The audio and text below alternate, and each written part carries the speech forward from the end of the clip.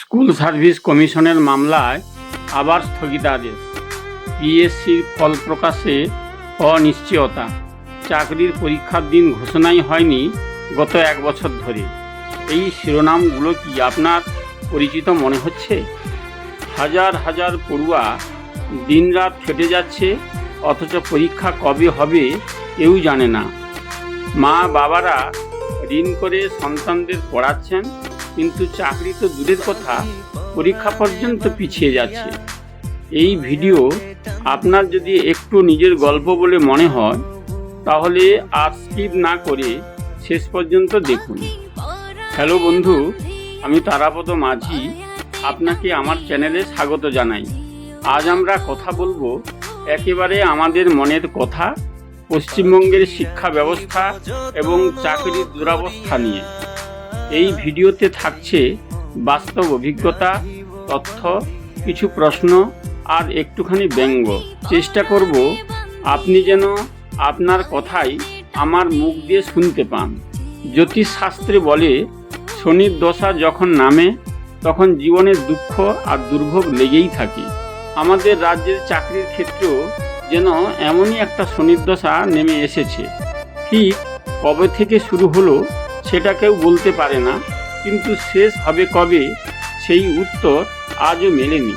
Primary, staff selection, school service, PSC, WBCS, একটার পর একটা পরীক্ষা বন্ধ বা স্থগিত। যেটুকু পরীক্ষা হয় সেটাও বছরের পর বছর আদালতে ঝুলে থাকে। আগে প্রতি বছর পরীক্ষাগুলো হতো, যুবকেরা প্রস্তুতি নিত, পরিবারে আশা তৈরি হতো, আর সেই আশাগুলো ক্রমশ কুয়াশায় ঢাকা পড়েছে। পশ্চিমবঙ্গে এখন চাকরি আছে কি না সে প্রশ্ন নয়, প্রশ্ন হলো চাকরির আশা রাখাটাই কি বোকামি হয়ে দাঁড়িয়েছে? পত্রিকায় চাকরির বিজ্ঞাপন কমছে, অনলাইনেও সরকারি নিয়োগের খবর তেমন আর দেখা যায় না। নিয়োগ তো নেই, তাহলে খবর আসবেই বা কিভাবে? আর শিক্ষা হয়ে উঠেছে এক ধরনের ব্যবসা। পড়ালেখায় ইনভেস্ট করে রিটার্ন পাওয়ার কোনো গ্যারান্টি নেই। অনেকেই মাধ্যমিক বা উচ্চ মাধ্যমিক পর্যন্ত পড়ে হাল ছেড়ে দিচ্ছে, কারণ সামনে ভবিষ্যৎ অন্ধকার। যে যুবক পিএইচডি করেছে, বিএড করেছে, সে আজ অনলাইনে কোচিং সেন্টারে 5,000 টাকায় চাকরি করছে।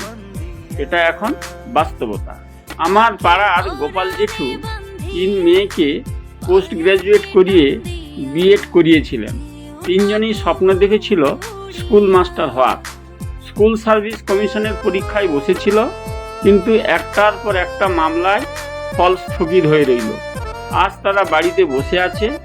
এই সংকট শুধু অর্থনৈতিক নয়, মানসিকও।